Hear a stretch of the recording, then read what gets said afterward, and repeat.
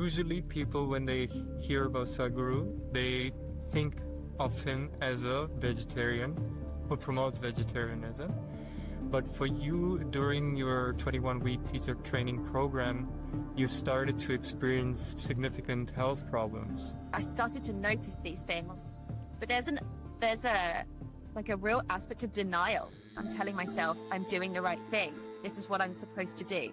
This is a healthy way to eat. So there's almost this kind of like your psychology versus your biology. They're at war because your body's trying to tell you something, but you've got this set idea of what's good for you in your mind. The majority of my symptoms really started to crop up after the teacher's training, and the symptoms just became so severe that I had to take myself to hospital one day. Like, I was just in agony. My hair started to fall out. The whites of my eyes were turning yellow. I had constant skin problems like acne and psoriasis, eczema.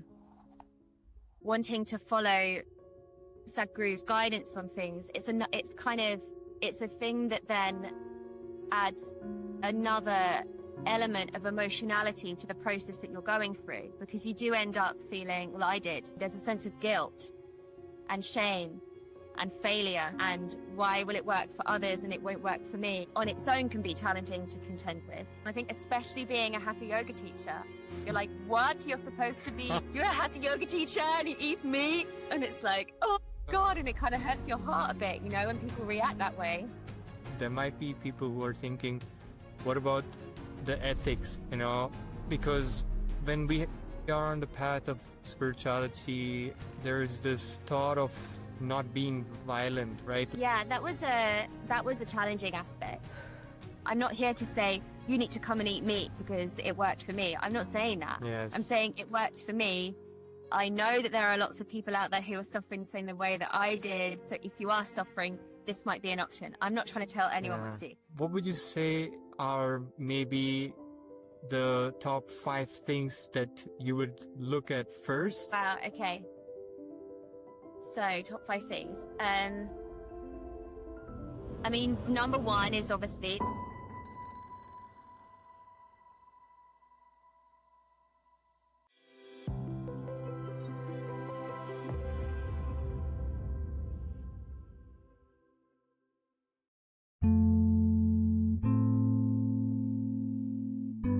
what happens when your body tells you one thing and your spiritual path seems to tell you another? What do you do when the wisdom you've received from your guru, someone you deeply respect, appears to conflict with the undeniable needs of your own physical system? Today, we're exploring this very paradox and topic with a very special guest, Helen Jane Hindley. Helen is a dedicated teacher of Isha Hatha Yoga, a system founded by Sadhguru, and a path that most of you are familiar with. But Helen's journey took a twist. During her intensive teacher training, her health began to suffer on a purely plant-based diet. Her body, in its own undeniable language, asked for something different.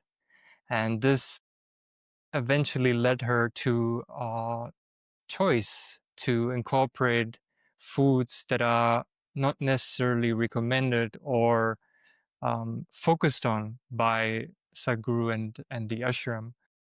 So it seems like a decision that on the surface contradicts, but I'm here to welcome Helen and to hear more about her story and her experience of going through this and how she managed and manages her life now.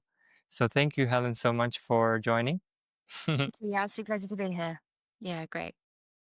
To start, I would love to hear a bit more about just what initially, back before you even joined before you went through the classical hatha yoga teachers training, what drew you to this path?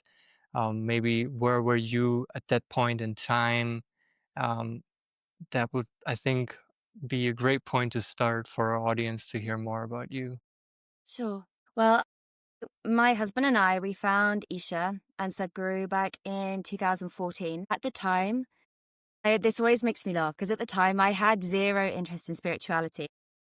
Right, I had no interest in going, up to London and doing a meditation program. But my husband was just adamant that we both get on board with this. He'd already done it, and Christian is incredibly disciplined. He's always been very disciplined. He's the kind of person who would find something, fall in love with it, and just run with it and do it every day. Like, he's always been like that. He used to be a bodybuilder, so the level of discipline that's necessary for something like that. And slowly he convinced me to do it. And yeah, I signed up for it in engineering. And, as is the case of lots of people, they went to the program and something, I don't really know what, shifted, right? There was a kind of when I talk about it, I describe it as, there's a crack made in the idea of who I think I am. I had this very set idea of who I was, who I thought I was. And yeah, a crack appeared in that, and suddenly everything was thrown into question. And I'd say the Shambhavi Mahamudra Kriya was the first thing that I really fully dedicated myself to every day. And, then I kind of, you want more, right? And then you sign up for the Hatha Yoga, and I did Surya Kriya, and then you do BSP, and then you're kind of on this Isha train, this wonderful Isha. And it was in 2016 where I decided I wanted to become a teacher. I actually had a big incident in 2016 where Christian and I, in the house we were living at the time, we had a house fire. And if it wasn't for Christian, I wouldn't be here. He's saved my life. And I had a moment during this fire. Basically, the fire was outside the bathroom door. I was trapped in the bathroom. And after panicking, obviously, and screaming and freaking out, the, I realized that, like, this is it. I'm done. And I felt very sad. It was just getting to the point where there was no air left. Like, I just couldn't breathe anymore. And I thought about my mum and dad, and I felt so sad that they were going to be those parents that had to say goodbye to their kid. And then I thought about Sadhguru, and I remember him saying, like, if you're gonna die, then you have to die peacefully, right? So I'm like, right, well, I need to die peacefully. So I sat down, and just as I started to lose consciousness, that's when Christian came and grabbed me and got me. And like, we were fine, we went to hospital, and I just had like smoke inhalation and that kind of thing. But overall, we were fine, right? But really, the thing that really stuck with me was this period of time afterwards where the house was in a complete mess. But still every day we'd roll out our mat and do our practice. And it just kept me so grounded and so calm. There was no sense of like fear or PTSD or anything after an event like that. And it actually it kind of transformed the experience into what felt like a blessing. I was thinking, like, how many people get this opportunity to come that close to not being here anymore, and they get to turn around and carry on living. So I remember going into my office, staring at my computer screen and just being like, I can't keep doing this. Like, I can't carry on doing the same thing. So that's when I decided I wanted to become a teacher, because I thought, well, if these practices can do this for me, then goodness knows what they can do. So, it took me a couple of years to save up for the teacher training, but then in 2018 we went for the teacher training. Wow. Wow. That's incredible. Wow. You went to the point of almost dying, and it was like a rebirth. It really was. It really was. Wow. That's beautiful. It speaks.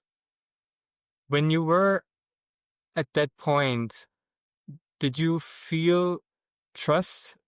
Because kind of like Sadhguru was there and you were ready to let go? You were ready to, you surrender completely. Yeah, definitely. I'd say there's an aspect to that. I'd say my understanding of what surrender is very different now to what it was back then. But there was an element of that, I think, because you just I just having his image in my mind was enough. Think, well, if I'm going to die, I need to die peacefully, and I need to die thinking of him, with him in my mind. Because there was this I don't know what it was. I don't think I really cognitized it at the time, but there was this feeling of like knowing that just his image would carry me. Oh, so the trust was so deep already at that time. Yeah, absolutely. And this connection that you had, what would you say? Because there are a lot of people who might listen to this and they might feel that they don't have that trust. There's still a thought of what if what if it doesn't work out? What if what I'm doing is not really so I'm just wondering how did that trust within you, how did that surrender within you happen? Is is there I mean, like I said, it was kind of in a moment like that where you're faced with your death. There's no rational thought. You think when you're in a situation like that, like, oh, I just do this and I bang the door down and I get out. And no, I absolutely didn't do that. Like, I just panicked. It was sheer panic. And there's no cognition happening. There's no rational thought happening. So if I'm honest, I can't really explain why or how that thought came into my mind. It just did. that's And I beautiful? mean, I'm very grateful it did. Yeah, And yeah. I'm also was very grateful, Christian came and got me. That's even better. Yeah, yeah, of course. You wouldn't It would be able to Jesus tell one the day, story. and I didn't have to then. Yeah, wow. It's incredible. It's just so curious about that specific moment because it sometimes happens like that. I had a guest on who had an accident with a bus. He almost died, and he was not even meant to be able to walk. And then through music, he ended up being able to walk again because he started believing that he can walk because he was able to move because of the music, and the music kind of gave him back the trust in himself and in his body, and the music really gave him hope that I can do this, I can walk again, I can make this happen. And it happened. And so now he is a DJ and like working with music Amazing. and Wow. all that. So yeah, I think it happens either through grace or sometimes it happens through a lot of pain. And then we know, okay, this it's time. Like I know it's time. So you made the decision to go and do the teachers training in India. You saved up for that and you went there. And then once you arrived in India, of course, there were, have you been to India before or was that the first time? No, we'd been in 2016 to do the Yoga Marga program, the Rejuvenation Center. Um, and then yeah. So it wasn't our first time. We weren't unfamiliar with it, or we weren't unfamiliar with the food and the All way it right. is, the culture. And at that point in time, when you say food, your diet at that point in time, was it the way you grew up, or did you already shift into a more plant-based vegetarian diet? Yeah. So yeah, by that point I was already vegetarian. I wasn't vegan at that point. I think I was still like having eggs, maybe occasionally fish, but yeah, definitely vegetarian. And it's interesting because looking back, I remember the process of moving into vegetarianism again was very natural for me. I remember there was one Christmas time, and obviously in the UK, like traditionally, Christmas is like lots of meat, turkey, and pork, and all these kinds of things. And I remember having some turkey and just feeling like, you know what, I don't want this. Like, this is like not feeling good for me. And it felt very natural. You know, it wasn't something I had to just like cut off and kind of discipline myself about. It felt incredibly natural. Um, so for that, I guess that period of time, vegetarianism was working. Yeah. All right. So you made the transition before you went to the teacher's training, but then you shared with me that during the teacher's training, and that's actually how we connected for the first time, is when I saw you share about your own story and that you were incorporating eggs and fish and how Sadhguru actually mentions with fish. I think it's either in the book More Than a Life, but I think it's in his book, which has a lot of recipes also. That fish is the best kind of meat. If you want to go for any meat, fish is the best kind of meat because it's the lightest. It's the one which is the easiest to digest, takes the least amount of time. And then I've also heard from a Swami, a brahmachari, a monk at the ashram, that in smaller groups, Sadhguru does say that if you require a higher protein amount due to your especially if you have intensive work or more physical work, workouts and things like that, then you can incorporate eggs as well. And I was very surprised that Sadhguru said these things because in the public we often hear Sadhguru talk about the benefits of a sattvic diet where you don't even eat things like onion, garlic, chili, but you should also reduce the amount of potato, tomatoes, which are like not positive pranic foods, but negative or Zero plan. zero pranic foods. And so it's usually people, when they hear about Sadhguru, they think of him as a vegetarian who promotes vegetarianism. But for you, during your 21-week teacher training program, you started to experience significant health problems. So could you walk us through what was happening in your body and how you realized that food was a factor? Um, yeah. So, I mean, interestingly, I'd say the majority of my symptoms really started to crop up after the teacher's training. So during the teacher's training, I was definitely noticing certain things. But the thing is, of being in the ashram, that space is so supportive. Like, you know what it's right.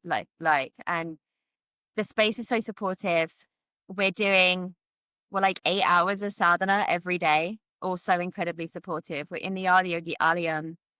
And my entire focus is on going through this training process. And there's almost an element of kind of like letting the body just kind of fall by the wayside. Like, it wasn't a priority.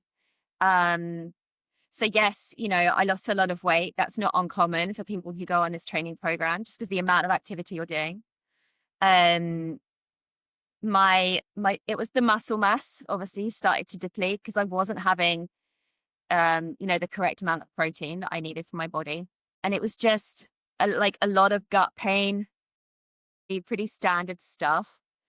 Um that I'm sure lots of other people kind of suffered with as well. And I guess you've also got that kind of adjustment to um adjustment to the water, even things, so such a small thing that people don't always take into consideration.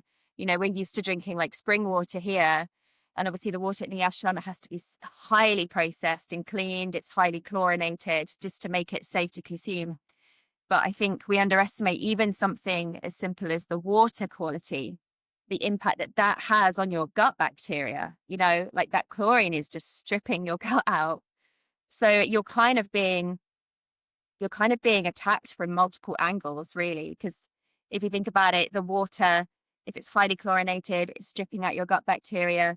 You're then trying to process like beans and legumes and grains and all of these things that, like, it takes a lot of work for your body to process those things. And then maybe that's something we can get into later, but, you know, kind of bioavailability of foods and stuff. But yeah, I'd say it wasn't until afterwards when I got back home. And after some time, because again, when I got back home, I was doing lots of sadhana in preparation for samyama. And it was really after that that stuff really started to go downhill. And I think I started to notice these things, but there's a like a real aspect of denial. Like, I'm just in denial. Like, it's fine. Like, I'm doing the right thing. I'm telling myself I'm doing the right thing. This is what I'm supposed to do. This is a healthy way to eat. I'm eating all of the vegetables and all of the grains and all of the legumes and all of the fruit. So there's almost this kind of like your psychology versus your biology. They're at war, you know, because your body's trying to tell you something, but you've got this set idea of what's good for you in your mind. And then I think it was kind of really like 2020, I'd say, when I think my body just had enough and the symptoms just became so severe that I had to take myself to hospital one day. Like, I was just in agony, you know, and it got to the point where, like, after every meal, I would just be curled up in a ball, like just unable. All I could do was just close my eyes and curl myself up in a ball because I'd just be in so much pain. My hair started to fall out. The whites of my eyes were turning yellow. I had constant skin problems like acne and psoriasis, eczema, constant mouth ulcers. Oh my God, the mouth ulcers. And if anyone suffers with these, you'll know the pain, because they weren't just like small little things. I would have multiple mouth ulcers, like all in my jawline, on my tongue, in my lips, and they were like craters. And it was so painful.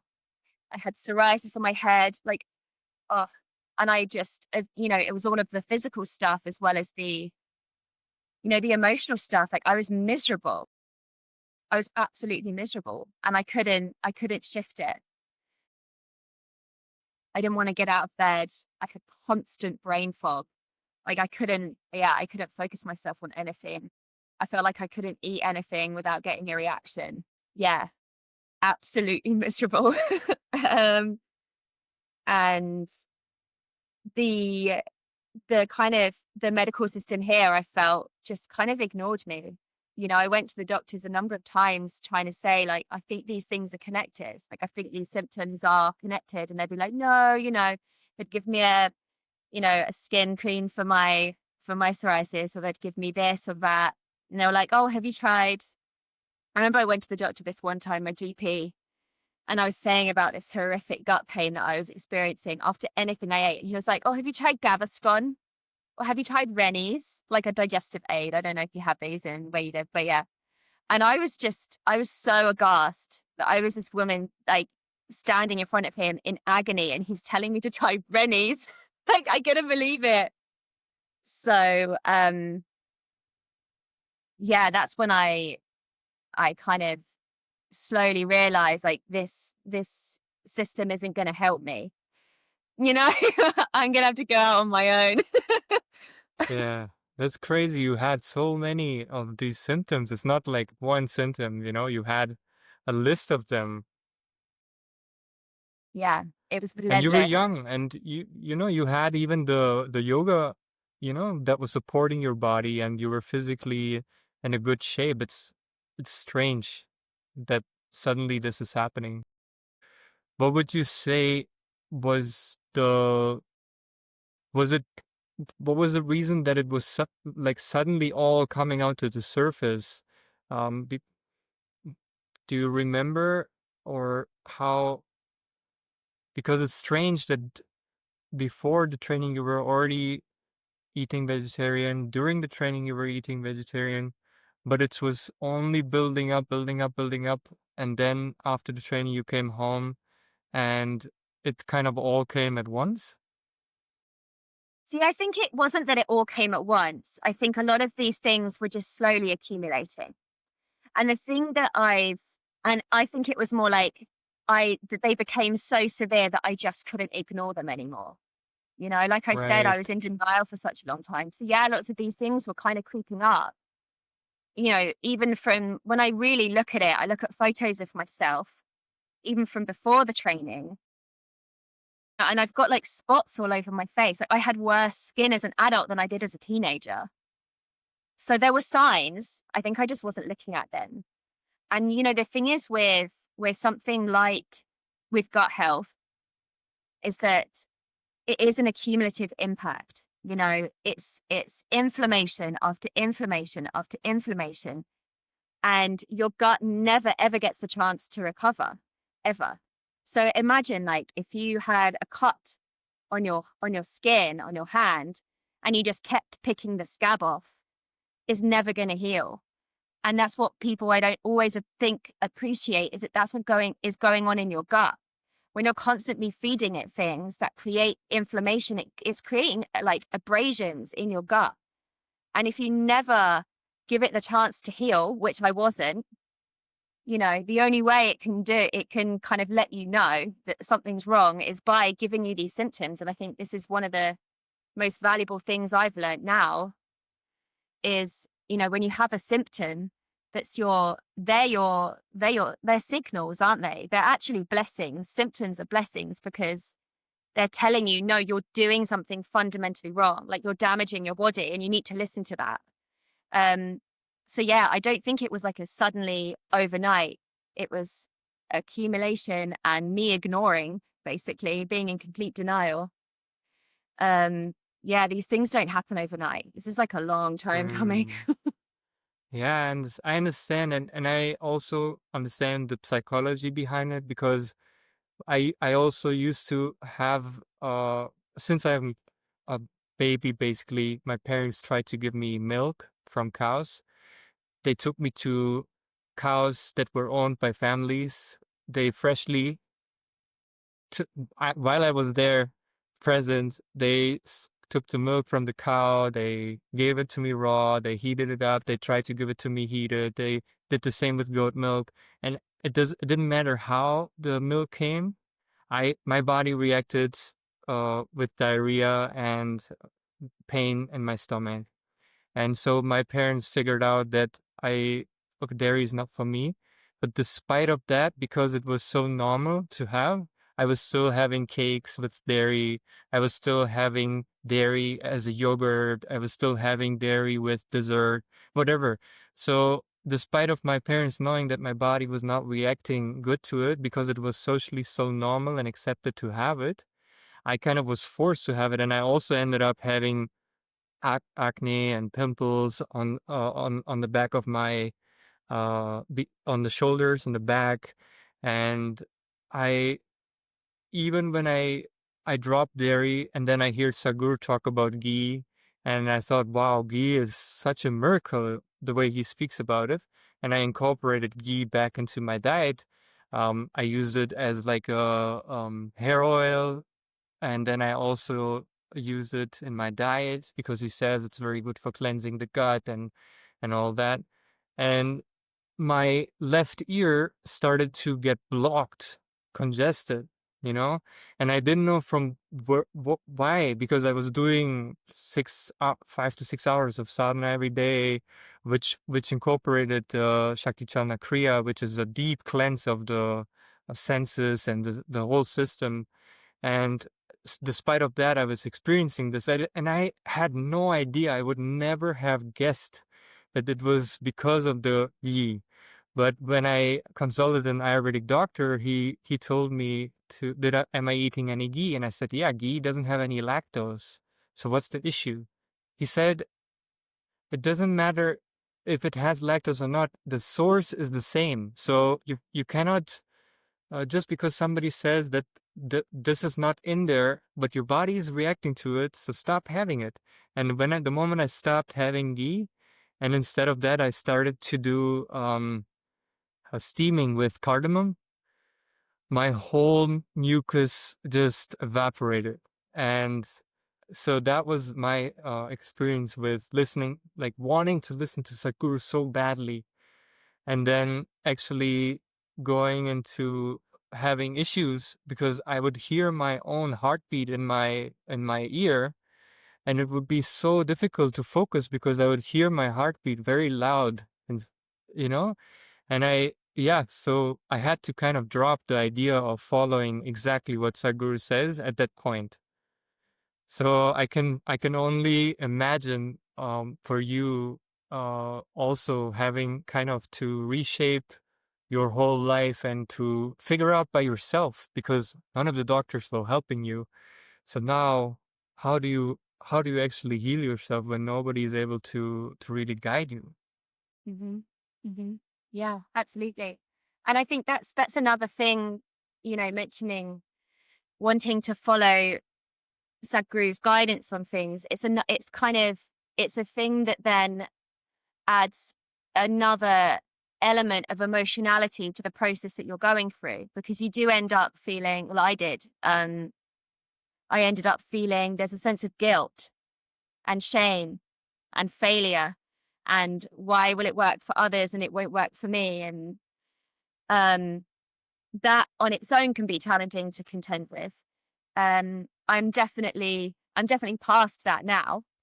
But there was a period of time where, and I think it took me a long time to feel comfortable to be fully open and share, publicly on my Instagram about my story. Um, I'd maybe talk about it, in private conversations, but I'd never speak about it openly because that sense of, yeah, it's almost embarrassment, right? It's like you feel Yeah. like you failed. And I think especially being a hatha yoga teacher, you're like, what? You're a hatha yoga teacher and you eat meat. And it's like, oh God. And it kind of hurts your heart a bit, when people react that way. Uh, Yeah. but now I'm like, yeah, because I learned to pay attention. This is honestly, the only piece of advice I can give really to anyone is learn to pay attention.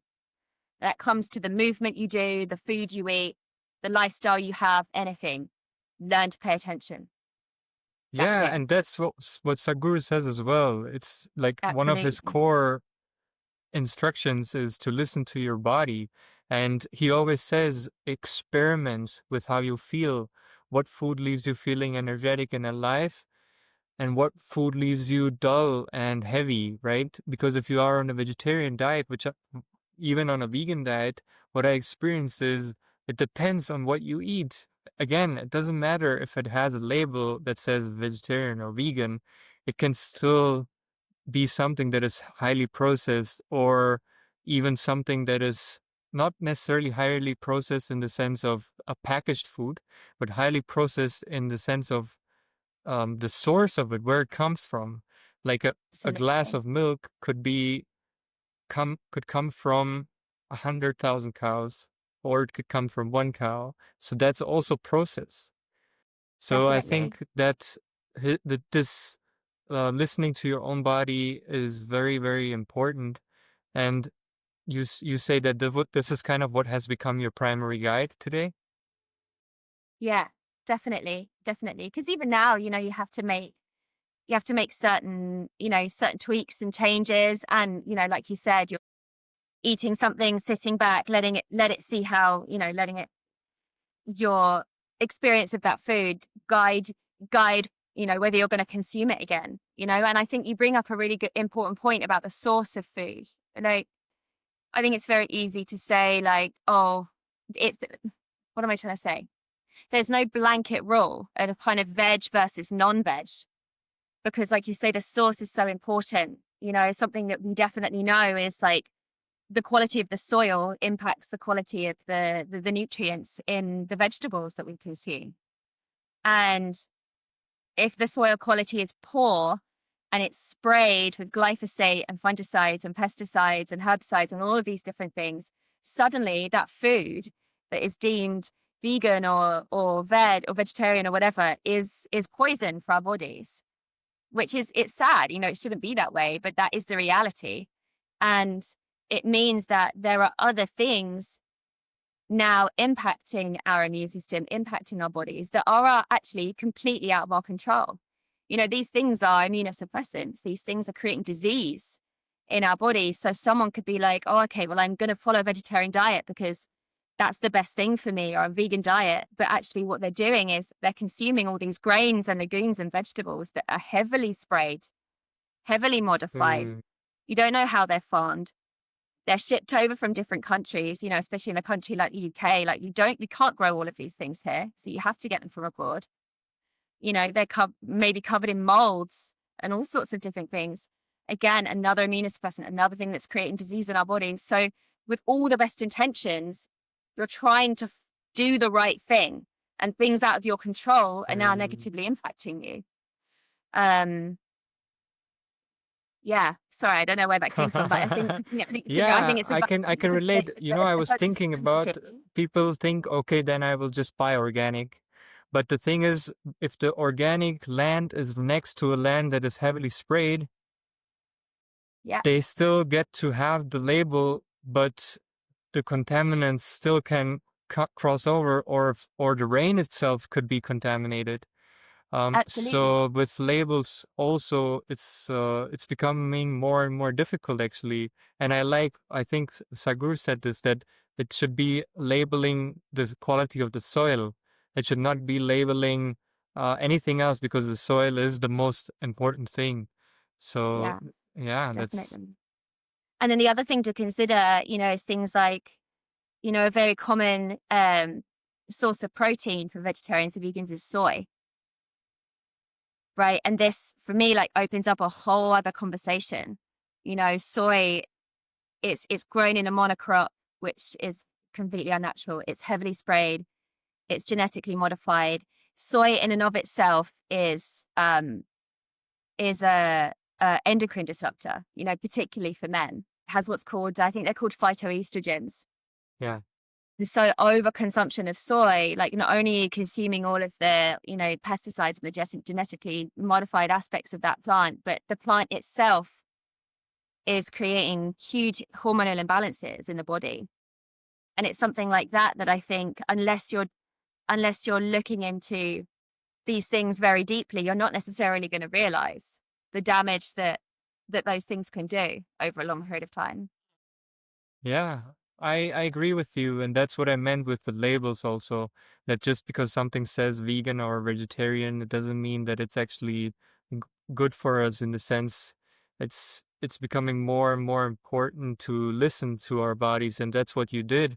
I what I wonder, I think there's a lot of people who will listen to this, and they might go through health challenges. They might experience chronic disease, and they could also be facing a similar situation like you, where they go to doctors and they can't really help them. What I see a lot in India is doctors mostly don't talk about food. They talk about just kind of take this supplement, take this medicine, take this whatever on top of what you're doing. But they're not really encouraging people to change something, because if they do that, then they they think that their patients will leave. Because if you start telling your patients to change something, change is mostly difficult. So they will try to find a different doctor who will give them an easier path. And Mm-hmm. so I see this a lot, that people come to a point where doctors don't really give them advice that's helpful. So I wonder, how did you find your path? How did you find out what's the right thing to eat for you? Mm-hmm. So a couple of things. Yeah, something I just want to comment on what you've just said when it comes to people seeking advice from their doctor. You know, um, I now kind of have quite a cynical view on the whole system, unfortunately. Agree with me or disagree. I completely respect that, but I do have a cynical view. And I think, unfortunately, the way we have to think about it now is that a patient cured is a customer lost. I really believe that that's the unfortunate reality of where we are right now with that system. Um, and that it's a lot easier to just pump a medication into someone and try and mask their symptoms than, like you said, say, no, like you should try and, you know, I don't know, change your diet to reverse your type 2 diabetes. Wow, what a wonderful world we'd live in if doctors were actually, prescribing, say, like a low sugar diet or a low carb diet, keto diet for people with pre-diabetes. But that's not the world we live in right now. So anyway, side note, yeah, so I decided to kind of go my own way. And it was my husband who sent me this podcast, and it was a conversation between Paul Saladino, who is known as Carnivore MD, I think, on Instagram, and another guy named Paul Chek, who we followed for a number of years. He's like the OG holistic guy. Paul Chek is wonderful. And it was a conversation between these two, and they were talking about the carnivore diet. And one thing Paul Chek was doing, he's listing all of these symptoms that he had experienced when he was younger. And I was listening to these symptoms and I was like, I have every single one of these and more. And so they were having this conversation about the carnivore diet, and Paul Saladino was saying, about how people are healing their guts by eating meat, by actually cutting out vegetables, cutting out grains, cutting out legumes, all of these things, and just eating meat and fruit. And the other thing that I found particularly interesting was the introduction of organ meat. Because now something I realize is that the nutritional profile that you can get from organ meat is vast. He says, like, there's nothing that you'll find nutritionally in a plant that you can't find in organ meat, because it's so complex, it's so diverse. So I gradually just started introducing these things back into my diet. I started with fish and chicken broth. I'd make chicken bone broth and just started having that. And then I started with actually eating chicken meat again, started to get a little bit better. And then I found this company that they are freeze-dried desiccated organ, like, capsules. So they take kind of grass-fed organic organs, freeze-dry them, and then desiccate them into these little caps. And you can take like 6 a day, and you get a consistent dose of organ meat. Because at that point, I wasn't keen on actually eating it. So yeah, it was liver and heart that I started having first. And again, slowly got better. I started to actually be able to digest my food without any pain. My skin started to clear up. My ulcers disappeared, and just slowly. And then I introduced more and more and more. So then I started eating red meat again. I started eating butter. And then I just kind of, dove like head first into this world of meat eating and organ eating for health, and I found there was a whole community of people who were trying to heal their bodies of these chronic conditions using meat as their primary source of food. And how did you, in terms of their, because if I'm thinking about the audience right now, there might be people who are thinking, what about the ethics? Because when we are on the path of spirituality, there's this thought of not being violent, right? Like, which I agree with, but people are so violent with the people that they live with, and they're so violent with the people that they live next to. So I see that it's kind of a gray area. But it's called ahimsa, right? Like this non-violence. So how did you kind of mentally and emotionally uh, make that distinction? Okay, I'm not eating for pleasure. I'm eating for my body. I'm eating to nourish my body. Yeah, that was a challenging aspect. I'd say the first thing that became very important to me was the quality of the meat that I was eating. I wouldn't just go to a supermarket or go out to a restaurant and eat any random meat. And I wouldn't do that now. I didn't do that then. So there are a couple of farms, luckily, that are relatively close to us that are completely organic and biodynamic farms. So if you don't know much about biodynamic farming, then it's worth looking up. It's have you heard of Rudolf Steiner? You know the Steiner schools, the man who started Steiner Sounds schools. sounds familiar, but I'm not Yeah, so sure. he came up with this concept of biodynamic farming. So it's just farming that is completely in tune with the cycles of the moon and the seasons, and it's all about regenerative farming and maintaining the quality of the soil. So actually, what am I going to say? The kind of rules and regulations that surround biodynamic farming are incredibly strict. So they're the only people really in this country that are allowed to provide things like raw milk, so unpasteurized, unhomogenized milk, because the way they keep the animals, the way they milk the animals, the way they keep everything is Mm. so perfect. That's how they're able to provide something that is completely safe for humans to consume. Because obviously, if you were to try and produce raw milk with kind of mass-produced cows, like it just wouldn't happen because they're given steroids and antibiotics and all sorts of other horrible things that would, damage us and do us harm. So the quality and the way the animals are kept is obviously the absolute most important thing. And I suppose I'd just gotten to a point where the reality of my situation and the desire to kill my body was bigger than a philosophy I had around the food that I was eating. And I'd previously become so attached to this philosophy. Letting go of that was hard. And once you start to learn more about regenerative farming versus, mass agriculture, you start to just understand that it's not as black and white as people think it is.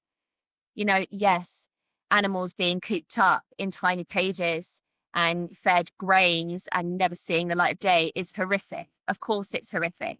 But I don't think the answer to that is veganism.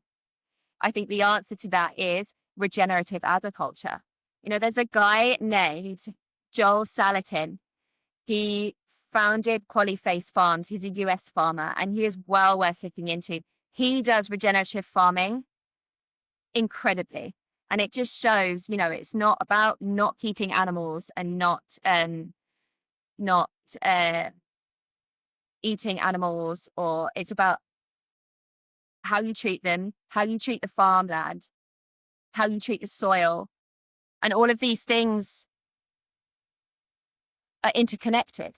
And you can't, I don't think saying, oh, okay, well, I'm going to be vegetarian and soy is my main source of protein, even though it's grown in a monocrop, even though, swathes of the Amazon rainforest are chopped down in order to grow soy, even though it does damage to my body, I'm going to consume that because I think that that is better than consuming one animal that has been brought up beautifully, raised on beautiful, organic, Mm. biodynamic grass, in sunshine every day. Like that, I think, something what I'm trying to say.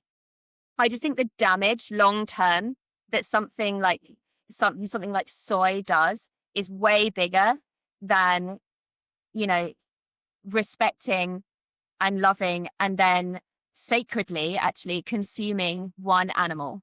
I think that's way worse.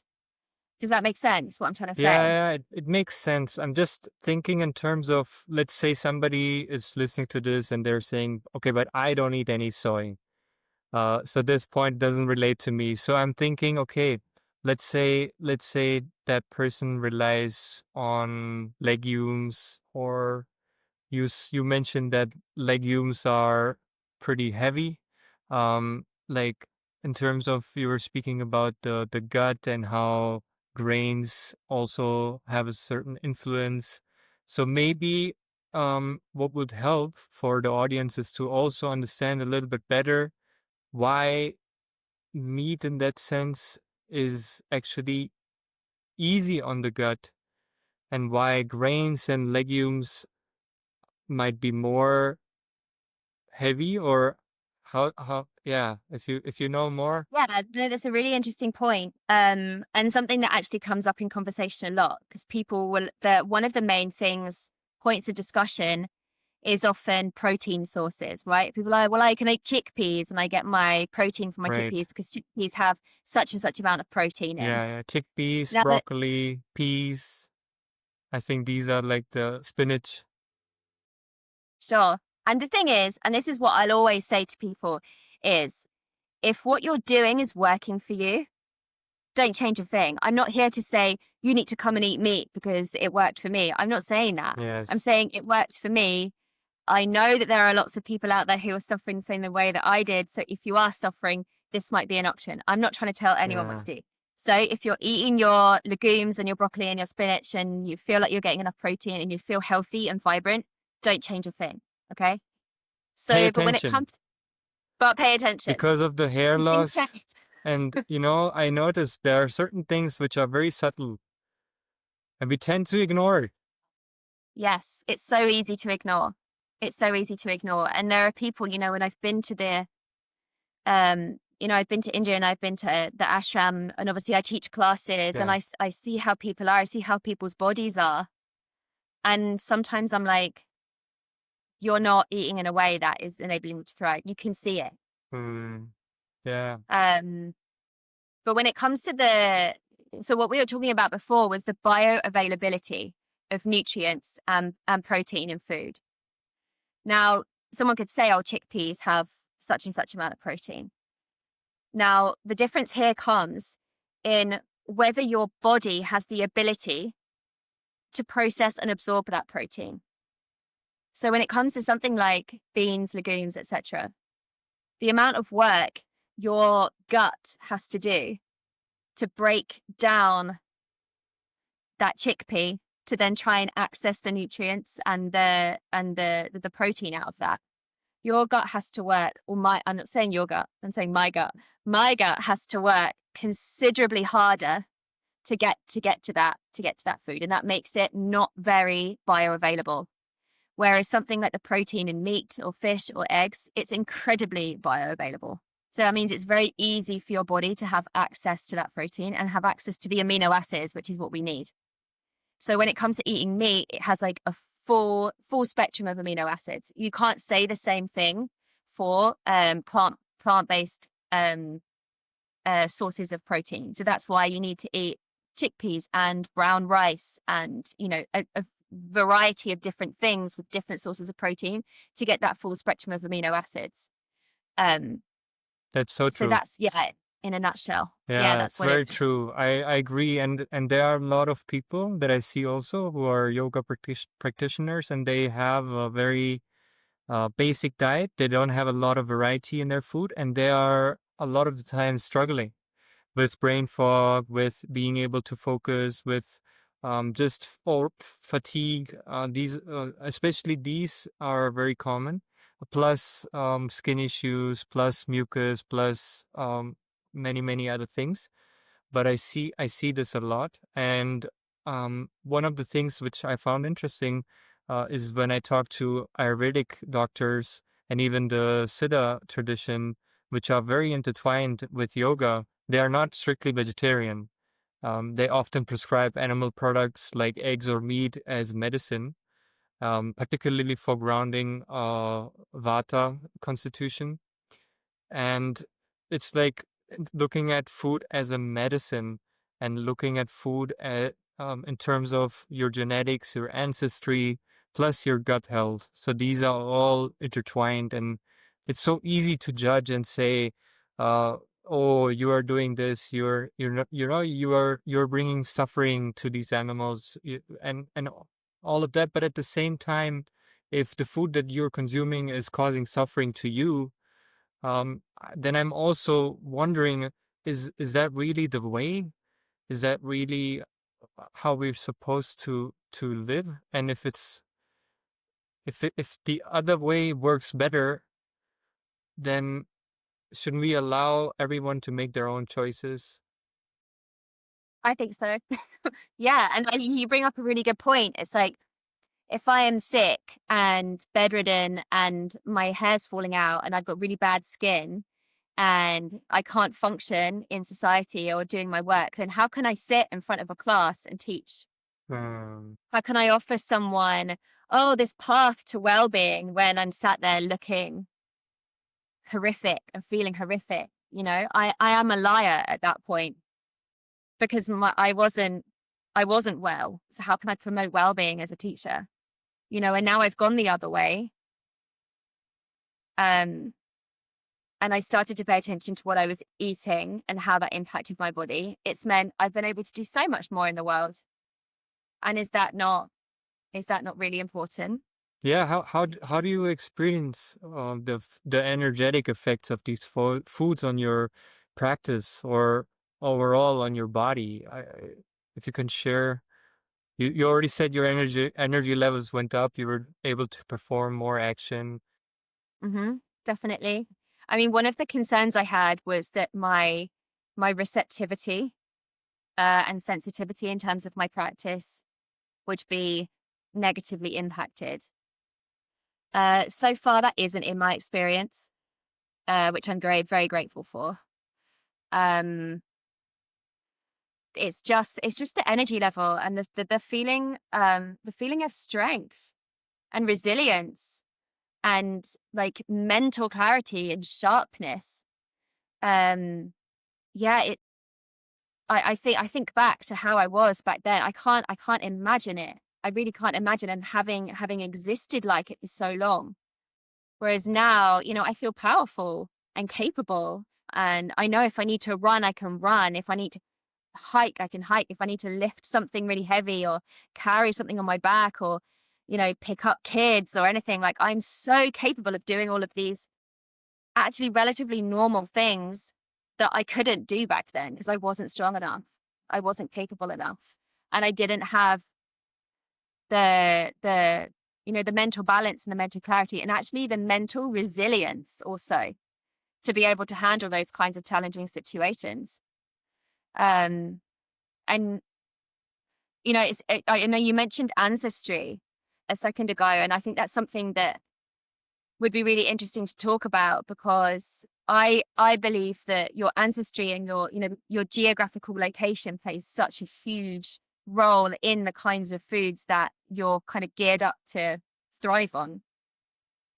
And, you know, a lot of my ancestors were they were slate miners in rural Wales, and they wouldn't have been eating millet and papaya, Yeah. right?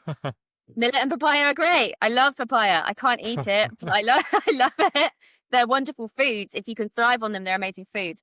But my ancestors wouldn't have grown up eating those kinds of foods, and therefore it does it makes sense that I can't, you know. And you see these patterns historically, you know, when you look at I think there have been some studies on like the digestive tracts on ancestors, you know, our ancestors from different parts of the world, right?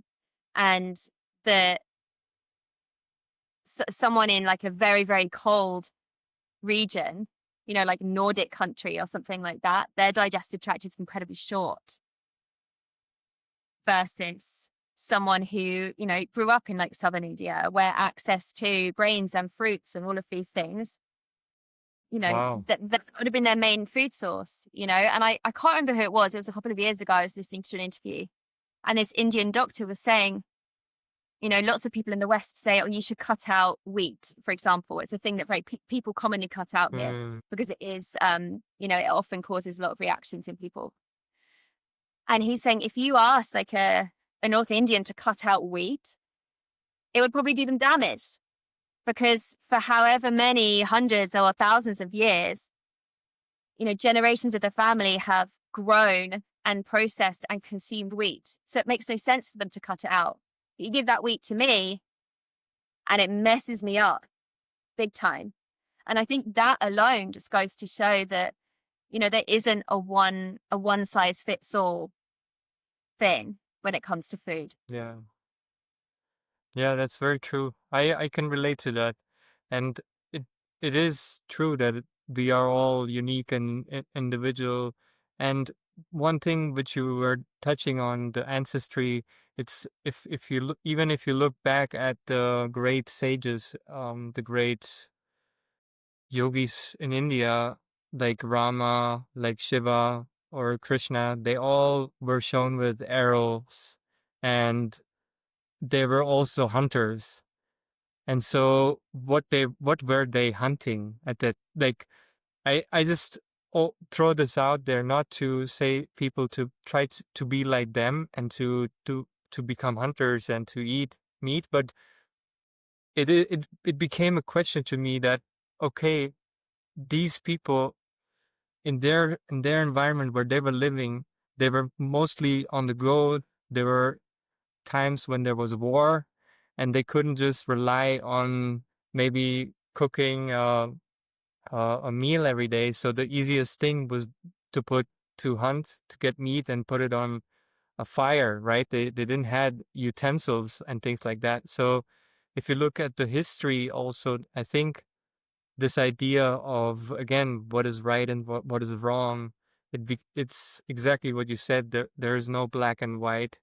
It depends upon you and your body. And again, I don't want to say that the Shiva, Krishna, or Rama were non-vegetarians, but the history does point to certain things. And so I think if somebody's struggling with the diet that they're on right now, then I would say at least consider to try to change something to see if that works better for you.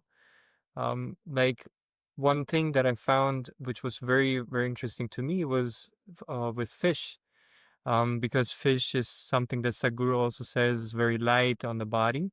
And I saw that a lot of people who are now into the quantum biology and like use more in terms of thinking about the sunlight, work being more in touch with the sun and all that, they say that that fish is the only source of what they call as DHA. The only other source are algae, and the moment when the algae touches the sunlight, most of the DHA evaporates because there is no fat to store the DHA. And so pills from algae don't really work most of the times, maybe if you have a liquid. But DHA is the molecule in our eyes which captures and stores sunlight and transforms it into energy. And so fish is actually a great source of DHA, which provides your body a lot of energy. So I experienced a certain level of fatigue after some time of being on a vegetarian plant-based diet, basically vegan diet, but no, even in terms of processed things like tofu and stuff like that, I don't really have that. Maybe once in a month or something. But I've started feeling fatigue and just drained, and I started introducing fish once in a week, not even so often. And felt immediately I felt a difference in my energy levels. So for me, also, my parents were fish eaters. My grandparents were fish eaters, so that also played a role. But I'm just pointing out that um, if you are facing a health challenge right now, I think it's important to look at different ways of healing yourself if what you are doing right now is not working for you. Yeah, absolutely. And I think, yeah, it's really important to mention that because it's not just as simple as changing your food. Like you said, it can be something like you're not getting the right light. Light is an essential, like people say it's a nutrient. People are light deficient. And I think we're only really, I know I'm only really starting to fully understand. I think we know that the positive impact that the sun has on us, right? Goes without saying. Like, it's literally the source of life on this entire planet, right? But I don't think people realize the negative impact that poor light is having on them. And I think you bring up a really important point. It's not just food, it's also light and it's also movement. Mm. Poor movement is also is also not going to do you any good. Mm. Um, but yeah, I mean, the light thing is something I kind of started to look into a lot more at the beginning of the year, and kind of looking into circadian rhythm health, and how that has an impact on our metabolic health. The thing is, yeah, particularly in the West, the rates of metabolic disease, like, they're out of control. It's completely out of control, because we're not just talking about our type 2 diabetes or obesity. We're talking about PCOS, the metabolic disease. And it does make me wonder, like, the number of chronic conditions that people suffer with, how many of those have their roots in poor Mm. metabolic health? And something like light can have an impact on that in a huge way. Can Something as you simple can you as, go deeper into metabolic disease when you say that? If somebody is not really sure what it means. so metabolic disease, well, let me think about it. How much do I really know about this? I don't want to speak about anything that I don't have, real knowledge on. But the understanding I have is that, particularly in the West, and actually in India also, it's the rates of insulin resistance that is becoming a real problem. And by insulin resistance, I mean your body's cells have now lost the ability to absorb insulin. Right. So then you consume, say, something sugary or even something starchy like your potatoes or rice. And over a long period of time, the cells basically become immune. They're on lockdown. They're not taking on that insulin anymore, which means you get this insulin floating around your body, trying to find a home, and it gets stored as fat. And over a long period of time, people just become resistant to this. So this is why insulin sensitivity is so important. Now, what I learned at the beginning of the year when it comes to circadian rhythm health is that there are certain times of the day where your insulin sensitivity is more than other times of the day, right?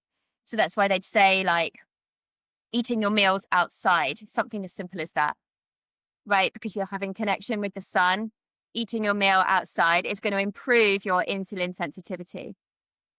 And then, well, there are other things like, and again, going back to the impact that poor light has on our system, Mm. something like artificial blue light. So if I eat my dinner sat in front of a TV or a computer screen, then the blue light has a negative impact on my body's response to leptin. So leptin is a hormone that's released to make us feel full, Yeah, right? I So you can heard I imagine heard how about that. easy it could be to overeat simply because you're eating in front of a TV, or you're eating like in your office. You're working in an office, and instead of stepping outside and eating your meal outside, you're eating it not only in front of your computer screen, but under the blue lights that are in your office. Mm. How easy it would be to overeat, simply not because of the food you're eating, because of the light you're exposing yourself to, that's making your body less sensitive to leptin.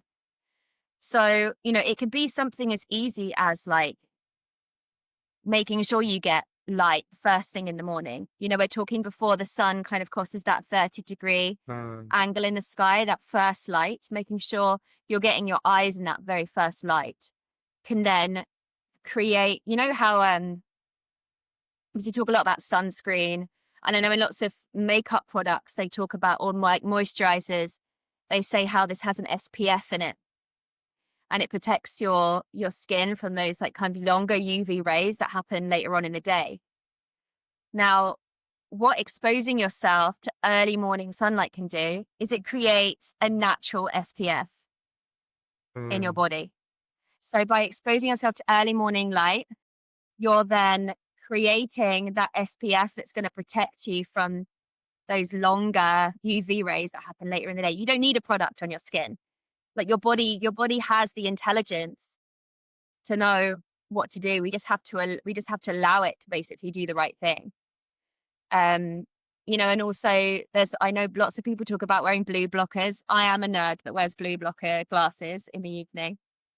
But again, it makes you realize, like, these things are important. Like, Yeah, food is exposing yourself actually a relatively small to aspect. I think we yeah. are we I Hey, mean this conversation is mostly about food because your story has a lot to do with that, and food definitely plays a role. It's not like it doesn't play a role, but yeah, sunlight, it's so much bigger than that, and movement, of course. Movement, yes, absolutely. The movement is really important. And again, that was something that I had to, like a process I had to go through. You know, there was a period of time when I was eating all the right things. You know, I'd been doing really well with the kind of food that I was consuming, and then I started teaching like women's strength and conditioning classes because it's something I've always enjoyed. You know, weightlifting and strength training. It made sense for me to train. You know, to train to then help other people. And I was teaching these classes. They weren't my classes. I was kind of being asked to teach like a very conventional style of class exercise. So it's just lots of repeated movements, like lots of repeated squats and lunges and crunches and all these kind of very like mainstream ways of moving. And it happened maybe 2 or 3 times where I would teach a class like that. I'd come home, eat a meal, and it was like the meal was staying here. Like it wasn't going down. Right. And then I'd get huge amount of pain and I'd vomit. And it made me realize, right, that it's not just about the food that you're eating, it's the movement that you're doing. And actually when you have when your digestive system is that sensitive, the musculature that surrounds the digestive system, if that is dysfunctional, that's going to impact your digestion. So of course, my body was like, no, we can't digest this. Like you're doing the wrong things. You're essentially creating gut inflammation simply by the way you're moving, because you're moving in a dysfunctional way. And I don't think it's something I think people often underestimate. And, you know, it's something I see a lot in my classes is people suffering with hypermobility. And it's I don't think we talk about this enough. So hypermobility is basically where, you know, you have the joints and you have the ligaments that attach to the joints and then the muscles that attach to the ligaments in your body, right? So hypermobility is where basically the ligaments are incredibly lax. So you can see this like when people, maybe when they do their practice, they, you know, it looks beautiful because they're incredibly flexible. Mm-hmm. But it's because their joints, you know, people call it like being double jointed or whatever, you know, when the joints extend beyond the normal range. So you see this commonly with like fingers, elbows, knees, they extend beyond the normal range. And this isn't because the muscle itself is loose and functional and well hydrated. It's because the ligaments are so lax. And unfortunately, what we're seeing now is a common symptom that people experience when they've been on a plant-based diet for a very long time is hypermobility. You also see it increasing now because there are some studies that say it's because of the plastic exposure that children have, and the endocrine disrupting qualities of the plastic exposure also then leads to hypermobility. And the thing is with hypermobility is that it's underestimated in how much damage it can do long term. You know, like I said, if you're fine, then you're fine. I'm not trying to tell anyone has a problem, but you know, it can cause chronic pain, anxiety, and then postural imbalances as a result. Because if one joint is you say your knees are hypermobile, right? And you're used to standing with your weight on your heels with your knees swaying back into a locked position. It's very common then for someone to have what's called an anterior pelvic tilt as a result. So their hips are tilting backwards, right? And then they come to me and they're like, oh, I have lower back pain. I need to do something on my back. And I'm like, well, your back isn't the problem, right? It's your hypermobile knees and your flat feet and all of these things. And if you have these things, there are ways of moving that can be incredibly beneficial. But if you then go to a gym and you're starting to lift weights and your trainer isn't aware of the fact that you're hypermobile or can't, isn't educated on it or whatever, and they're getting you to put a giant barbell on your back and you're doing squats and you've got a knee valgus and your knees are going in and you're flat footed and you're hyper extending your knees and all these things, again, it's like the food. You're trying to do the right thing. You think you're doing the right thing, but you're doing damage without even realizing it. And I think that movement aspect was again, it was like another level up in my understanding of my body and my journey towards trying to find help. And I'm definitely still on that journey. And that's when I started to find other modalities, and I found this incredible guy named David Weck. Is actually my husband who found him. I just want to give him a big plug right now because he's incredible. And his way of training, which is highly functional, it's highly applicable to everyday life, which is why I love coaching it, particularly to women. That way of training was the first way of training that wasn't giving me those symptoms back. I mean, that's another conversation. I don't necessarily want to get into it. I don't know whether you're, I don't know if you're. So part of it is also, you said that the diet could also lead to this hypermobility. And then also the disruption of the endocrine system. Yeah, the endocrine system. Yeah, endocrine so system. impacting hormones, basically. Yeah. Hormones. Okay. Which I know also is perfumes, car refreshers, all the washing powders and. Man, it's so much. It's so much.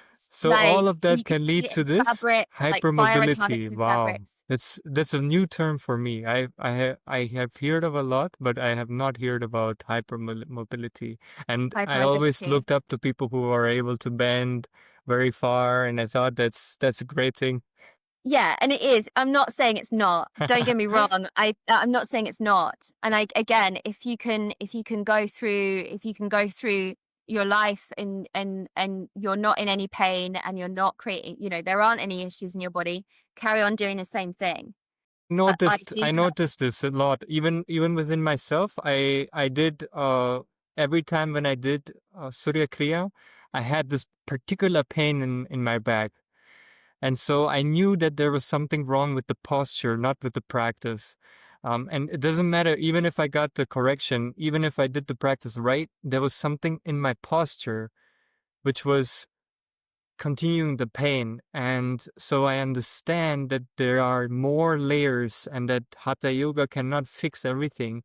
And if we have a bad posture, then that carries into the practice slowly, but it does make its way. So I understand how important it can be to look at the foundation of our feet, our knees, our pelvis, and our shoulders, and overall the whole posture. And I'm so happy that you help people with this, because it's very, very, it's the basis, the foundation of our body. Yeah, absolutely. And I think the other thing to consider is that, our bodies now aren't the same as what they were 100 years ago. 100 years ago, we weren't sat at a laptop, sat down in an office, or, sitting driving a car all the time. And all of these things that we do in our life, sitting down isn't a problem. Sitting in a chair isn't a problem, but being stuck fascially in that position is a problem. And the thing is, we'll get someone who is, I don't know, they've got an anterior pelvic tilt, their quads, the front of their thighs are super restricted. So they have lower back pain. So they arch their back to compensate. And then they're at a laptop all the time, right? So their shoulders are rolled forward. Their chest is super tight, but they got scapular pain as a result of this leaning forward. And then they get this head forward posture as a result of this being tight. The whole front line of their body is like super restricted and dehydrated and tight. And then I try and teach them Surya Kriya. And they're like, oh, but I do it and I'm in so much pain. And I'm like, well, because this is like you said, it's not a problem with the practice. Yeah. The practice is perfect. But if you're trying to get a body who is like that's fascially so restricted and dysfunctional Mm. to then try and attempt those postures, it's not, I don't think it's always going to do them any good. And half Um, hour of the practice will not compensate 8 hours of sitting. right, exactly. And we're talking, if people have spent years living like this, right? And like I said at the beginning, it's not just an overnight thing. Like this is an accumulation of years and years and years of poor movement habits, right? And you can't, I don't think you can expect to, do a mandala of Surya Kriya and like suddenly you've reversed all of that. Like, yes, Surya Kriya works on a different level. It's a different dimension, like, but that's a Mm. different conversation. If we're talking about the physical body, then this is years of poor movement that has led you to be in this position. And then you're wondering why you grind your teeth. I get this a lot. Like, it's like, oh, I grind my teeth and I've got jaw pain, or I get chronic migraines. And I look at them, how they stand, not even how they move, how they walk in space, but how they stand. And I'm like, yeah, I know why you're getting migraines, right? It's not about, and you can be doing the right things. You can be trying to hydrate yourself. You can be taking your electrolytes and making sure your mineral levels are right, but you're like this. So of course you're getting migraines. Wow. That's restricted fascia in the body. And that's something that just, static stretches, doing Mm. or like this or stretching out your shoulders. That's something static stretches are not going to fix. Yeah, I actually started exploring fascias about maybe a year and a half ago. Um, because I started to feel certain stiffness, even though I was doing yogic practices and all, I started feeling, because what I said, that an hour and a half of a practice does not compensate the rest of the day. And so for me, fascia helped me to really breathe into this space that I have kind of forgot about, that I have not really paid attention to, which the yogic practices didn't really do. So yeah, when you have a session, you do this in person, or you also do these sessions online? I can do both. Mostly I'm doing them in person. So I teach weekly sessions. We have a small studio where we live, and I teach weekly sessions there. And we always do a combination of like functional strength training. And then at the end, we always do myofascial release. Because I just think it's such an important practice. And I always Um, nag my ladies, like, you need to be doing this every day, every day, every day. uh, Um, but yeah, I also teach that online. um, Um, yeah, it's such a valuable tool. and when you focus on, you said you focused mostly on women. Is that like from a passion of you, that you feel that you want to help women with getting more in touch with their body, or what is kind of the intention behind the work that you do with workouts and yeah. I mean, it's something that happened quite naturally. I don't think I ever deliberately set out for it to happen that way. But as more women started approaching me about my classes and about PT sessions, it kind of, yeah, it just felt quite natural. And I think the way that kind of mainstream fitness industry promotes physical training, maybe not so much now, I don't know, but for a very long time, it's always about how you look, how skinny you can be. No, I remember when I was growing up in the 90s and the noughties, it's all like, or you eat like a bit of spinach and do like endless running and you'll have the figure of your dreams, right? And obviously we now know that's not true. And I just feel like the diet culture that's targeted particularly to women is so destructive.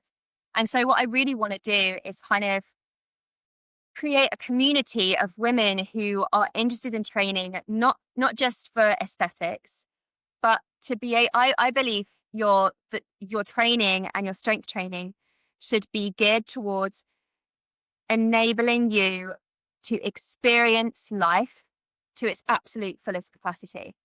So if you want to go hiking in the mountains, you can go hiking in the mountains because you're strong enough to do it.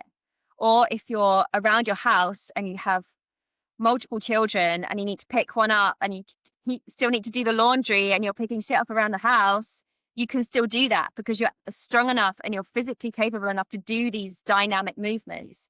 And that's really what the training is about. And I just think I want to encourage women to be strong and be capable, particularly as we get older, because strength training does become, I believe, necessary to avoid things like muscle deterioration and osteoporosis and all of those things, as well as balancing out our hormones, you know. And again, this might be another conversation, but we talk about the hormone disruptors, like these things, it's like, oh my God, it's like a constant 3D attack, right? All of these things in our environment that are impacting us negatively, whether it's medications or the contraceptive pill or the things that are in our food or our non-stick frying pan or the coatings that are on our fabrics, like all of these things. I just think strength training and proper diet, there's such simple things to help counteract all of those things that are doing us damage. Proper strength training for women is so important. And it's also fun. I think this is the other thing that I want to get across. Like, it's so fun.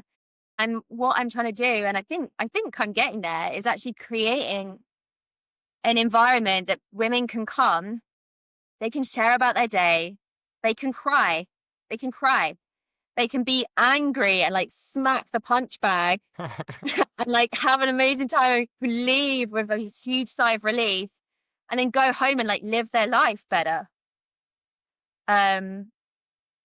So yeah, it's not just about looking a certain way. It's about like, what can I do with my body? How can I explore my body? How can I be strong and capable and have fun, you know, because that's the most important thing. And I don't even like to call it exercise. I like to call it movement because our bodies are designed to move, right? I think exercise sounds like a chore, right? It's like, oh, I have to do my exercise. It's like, no, you have the privilege of moving your body. Like, it's an amazing thing, right? Yeah, I hope that answers your question. Yeah, it does. It does. I'm wondering if somebody is listening to this and thinking about implementing some of these changes into their lives, or it's kind of they started to think about it differently, whether it be the diet, whether it be the movement, whether it be the light. What would you say are maybe the top 5 things that you would look at first, just to give people something to take home with, something that they can look at, something that you feel made a big difference? And it can be as simple as waking up and seeing the sunrise. Anything, whatever comes to your mind. I would love to hear what. Wow. Okay. So top 5 things. I mean, number 1 is obviously, like we've spoken about, learn to pay attention, right? 100%. And don't let your ideas surrounding food blur the communication you have with your body. That's the most important thing. So pay attention to that.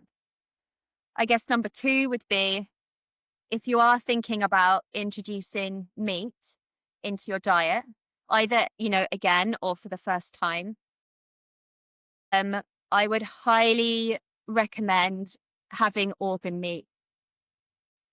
It's the nutritional benefit you get from having something like heart, liver, kidney, and there are other ones that you can get as well. There are a couple of brands that I'd recommend. I would highly recommend that because I think the impact, because it's so easily absorbable for your body. And I just think even if you get them in like pill form, having something like that and having that, like, I remember the feeling, it literally felt like my body was being flushed with all of these nutrients that it hadn't experienced for the first time. So I think if you're erring on trying meat, then definitely try organ meat. Look at the water you consume. That's really important. If you have access to a spring, and you can go and collect spring water, then do that. Tap water is just so full of trash. Like, it's unbelievable.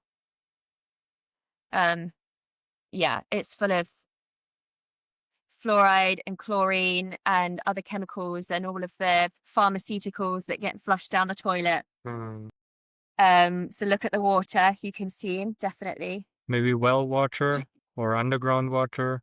Yeah, anything. If you have access to anything like that. Otherwise, is there some like filtering? Like, what do you think about filtering systems? Yeah, there are Reverse some good filtering osmosis or systems out something? there. Reverse osmosis is supposed to be really good. I haven't used it yet. Yeah, The only downside I've heard to reverse osmosis water is that the water then needs to be remineralized. right. But because it just strips out everything, Yes. you know. But that's easily done. I know that there's a filter called a Berkey that I've heard of. Again, I haven't used it because I drink spring water, but a Berkey filter is supposed to be very good. So yeah, maybe look into really high quality filters that filter out like the microplastics and the heavy Yeah. metals and all that I stuff. think what's important also is to structure the water, because spring water has a certain structure. And so this is something that I think also a lot of people forget about, because water goes through pipes, and the pipes actually destroy the frequency, the energy, and the structure of the water. And we need to bring it back to its original structure. And in ancient cultures, they used to have these copper spirals. So the water would flow through the spiral and then get its uh, original structure. And Sure. Yeah. nowadays there are devices. One of them I actually had a podcast with. It's called Analema, where they did studies and they showed how this water has an impact on our brain waves, positive impact on our brain waves, positive impact on our memory, positive impact on longevity, and like a lot of just by restructuring your water, which is incredible. So I agree. Water is something that a lot of people are not paying attention to, despite of us being 70% water. We'll be right back to the conversation in just a moment, so stay tuned. So a while back, my wife and me started experimenting with structured water, and I've got to say the results have been undeniable. We've noticed a clearer mind, more energy, and an overall sense of well-being that I didn't expect from something as simple as changing our water. And it's not just a feeling, science backs this up.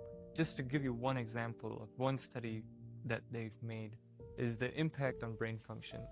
In the study, brain scans of a young woman showed that just 10 minutes after drinking Analema water, her delta brainwaves shifted from below average coherence to normal, while her identical twin who drank regular water saw no change at all.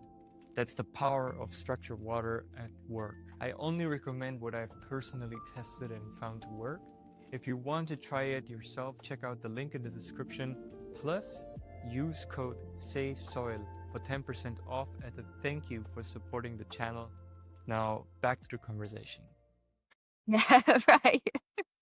Yeah, you'd think it would be obvious, but I think Right. it's something maybe, I don't know, maybe people take it for granted. So 3. that's number 3. Number 4 will definitely be light. So the light that you're exposed to, early morning sunlight, eat outside, and no blue light after sunset. No blue light after sunset. I can't emphasize that enough. The impact that will have on your sleep and recovery, life-changing. Yeah. Okay. So early morning sunlight, eat outside, no blue light after sunset. And then the last thing will be proper movement. So if you are into strength training or you want to get into strength training, look at David Weck, the Weck method. His movements are based on all of the things we do as humans, you know, standing, walking, running, throwing, swinging, the things that we're good at, right? And that kind of training will be, if you are already strength training, then it will be game changing. Like, you'll love it. So yeah, I'd say those are my top 5 things. Yeah, I used to watch different kind of, I used to be into exercise like similar like your husband, not like bodybuilder level, but I used to train overtrain and had issues with my shoulder as well. But later down the path, I figured out that natural movement is so much more important than lifting weights itself. And so even like hugging a tree, and like with your feet and your arms, just holding the tree, it's very hard. But if you Yeah. do it, it trains your whole back and your Mhm. hands and your shoulders. And if you just do these like, or just hang, if you hang from a tree or from anything, if you hang, you will see a change in your shoulders and in your traps and in your neck. And things like climbing, like rocks, or any kind of climbing. So I love this natural movement in terms of exercise. Any kind of movement which is natural, I really really resonate with it, and it helps with our posture as well. Yes. Yes, the posture correction thing is huge. Yeah. So how can people connect to you, or where can they find you? You can find me on Instagram. So my training Instagram is helen.revivalpt. So yeah, come and find me on there. I'm not that good at posting all the time. I'm not I'm not gonna lie. I try. Um but But I yeah, I saw do some of the kind of, testimonies of your client, of the people who train with you, and yeah. how differently they experience their bodies, and being able to do a lot of things with their families or with their children, and the transformations that are happening. It's beautiful. Yeah, it is beautiful. It is. And this is like everyday stuff that many people might take for granted that these women are now able to do, which I love. Um So yeah, you can come and see the kind of training I do on there. I talk about my food stuff on there and the supplements I take and whatever. So yeah, if you're interested, then that's where to follow me. All right, wonderful. Thank you so much for your time, Thank you. and thanks everybody who joined and listened to this episode. Do let us know in the comments what you feel, maybe what resonated with you most. Let us know what you felt about the conversation, about what is your diet right now, if there's any health issues that you are struggling with and you feel like you don't know whom to talk to. I believe that Helen could be someone who's open to at least hear you out, and then maybe have the right questions. Sometimes it's not the right advice that we need, but just the right kind of questions, or the right kind of way to look at it. And I hope that you found value in this episode. If you did, make sure to subscribe, and I'll see you in the next episode. Take care.